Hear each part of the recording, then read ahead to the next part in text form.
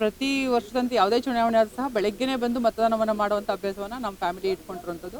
ಇವತ್ತು ಮಗನ ಮದುವೆ ಇದ್ದರೂ ಸಹ ಮೊದಲು ಮತದಾನ ಮಾಡಬೇಕು, ಮತದಾನ ನಮ್ಮ ಹಕ್ಕು, ನಮ್ಮ ಹಕ್ಕನ್ನು ಚಲಾಯಿಸಬೇಕು ಅನ್ನೋ ನಿಟ್ಟಿನಲ್ಲಿ ಇವತ್ತು ದಂಪತಿ ಸಮೇತ ಬಂದು ಮತವನ್ನು ಚಲಾಯಿಸಿದ್ವಿ.